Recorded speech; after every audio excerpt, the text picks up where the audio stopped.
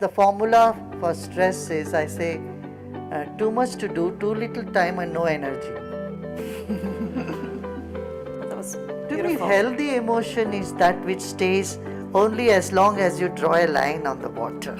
We are ignoring one important aspect when we talk about emotions, that our emotions are linked to the rhythms of our breath.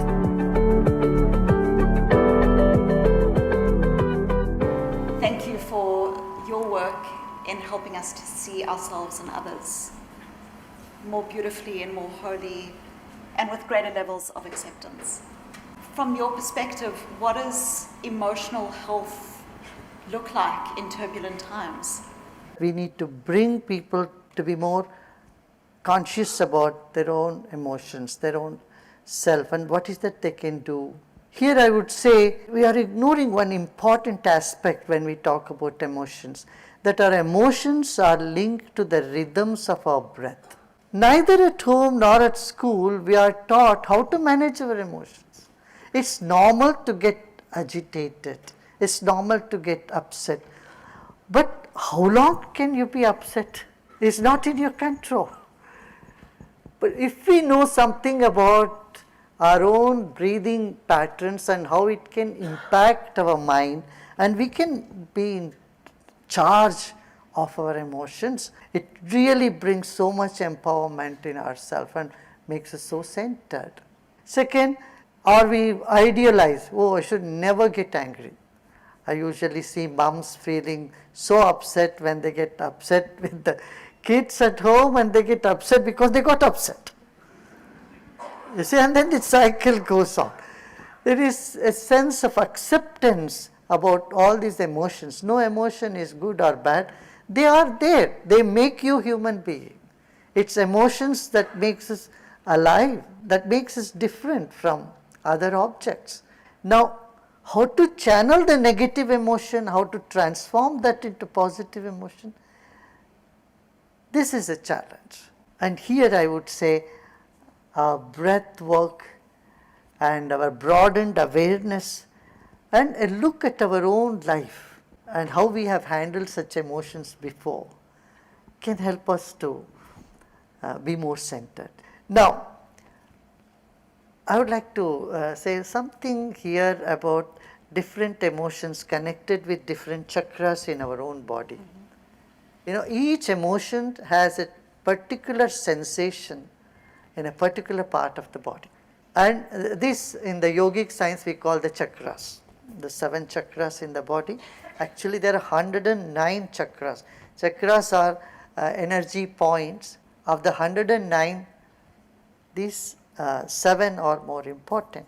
For example, the navel chakra, the solar plexus, is for jealousy, generosity, joy, and then greed. All these 4, 4 emotions, you find the sensation there. Now, fear, anger, and hatred, they're all in one area, that is the heart chakra. Someone who has hatred, they have no love and no fear. If you are afraid, then there is no hate nor love.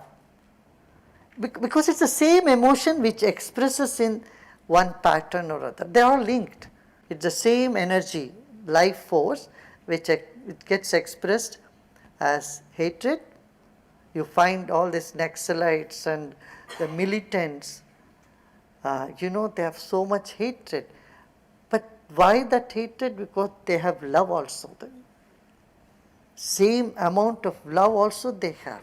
And fear, these 3 things. And then you go to the throat chakra. This is where you find grief and gratefulness. When you feel grateful, your throat chokes. And when you are so sad, there is some sensation that arises in the throat. Similarly, in between the eyebrows, the third eye point, this is anger and alertness. You will see if you are alert, at that moment anger is not expressed. But if you are angry, at that moment there is no alertness. These 2 opposite expression of a same energy is in our body, and this goes up and down. So you can't label this is bad, this is good. It's one energy, one electricity, one life force. Now, anger and alertness. If often you'll find people who are very alert, they are prone to get angry more. That particular spot in their body is more activated. Similarly, when the energy reaches to the top of the head, there is colorfulness, a blissfulness. There is a sense of total peace and tranquility, a sense of oneness with everybody. So you feel that everyone belongs to you. In India, grandmothers used to say, if child is getting upset or so, what did you feed him today? Or so, your food impacts your mind. If someone is doing brilliant work, what did they feed you today? So, Vata, Pitta, Kapha, Ayurveda describes a lot about behavior tendencies of people connected to the doshas, the balances in the body. How the doshas function through them. So if someone is high in Pitta, you give them Mexican food or some chili, and then that's it. You can expect some firecrackers coming out. Healthy emotion is that which stays only as long as you draw a line on the water. Have you noticed the kids are angry or they're crying and the tears are still on their cheek and the skin starts smiling in no time, They'll smile immediately. For an adult, for them to smile back when they are upset, I don't know how long it takes. Maybe months. So this emotional resilience is inbuilt in us. I find two main things in the whole world when I see, in some part of the world, we express our emotion a lot. We keep telling, oh, I love you, oh, honey, and all that stuff a lot. But then somewhere then you turn to be diabetic and you can't use the honey also. On the other side of the planet, in some countries, you bury your emotions so much that you never say the word I love you to anybody. Your emotions are not expressed. You will find it in many Asian countries, the women, they don't express their emotions. And so that becomes a huge pressure, and we build up the pressure in the mind, and then it gives rise to many psychological and physiological problems. The middle path is what is essential here, and that is possible if we become aware of the life from a broader context. What do you say, Susan? Yes. Well, absolutely. When we suppress emotions, there's an amplification effect. When you try not to think about something, you think about that thing. It's fascinating to me that we live very much in a society that seems to encourage emotional suppression. And what I hear you saying so beautifully is there's a cultural narrative around emotions that actually leads us to lose our way from ourselves, leads us to become decentered and uncentered. I wonder, what is that thing? It sounds like you're speaking to an essence of self that is wise. And I'm wondering if you can talk about that. See, there is something which is beyond emotion in all of us, our spirit. Emotions are changing. No emotion can be the same all through. Their intensity changes, their expression changes.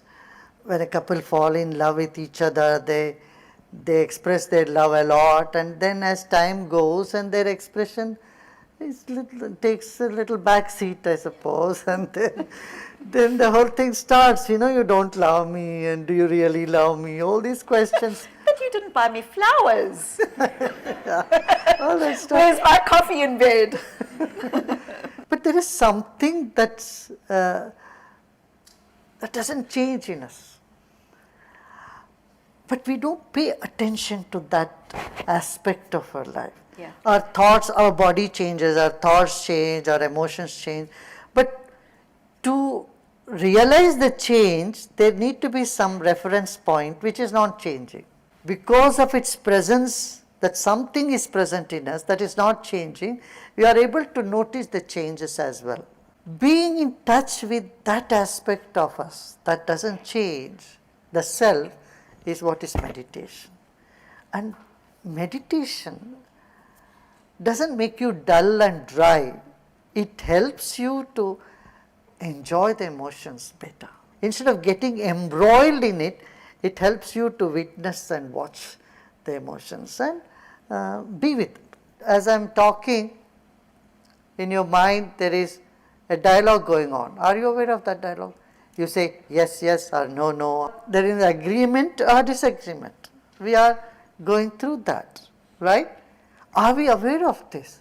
Similarly, you see someone who is, and they are pushing your buttons and you get so upset, annoyed, and something is happening, a sensation is arising inside of you.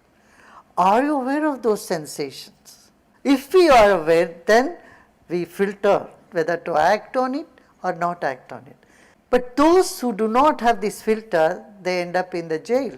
They too got all these emotions and they just acted from those emotions, and they feel so helpless. If you interact with the so-called criminals, you find in all those culprits there is a victim crying for help, because they just out of an emotional outburst, they did something which they were not wanting to do in fact. So how can we channelize our emotion, this energy? This is possible only when we are able to take a little step back from the emotions and then give a proper channel to those emotions. Instead of shunning them down or shutting it off or getting dragged by it, you are able to handle it for your advantage. Yeah, I think that's such a powerful perspective, that psychological capacity to helicopter above your emotion. One of the things that I often think of in my work is how when we are sad, we'll often say something like, I am sad. I am angry. That language that we use is so powerful, because when we say something like I am, it's almost like we are defining ourselves by the emotion. 100% of me is sad and there's no space for anything else.